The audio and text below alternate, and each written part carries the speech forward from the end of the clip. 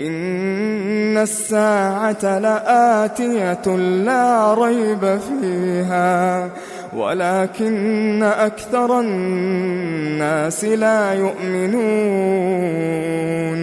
وقال ربكم ادعوني أستجب لكم إن الذين يستكبرون عن عبادتي سيدخلون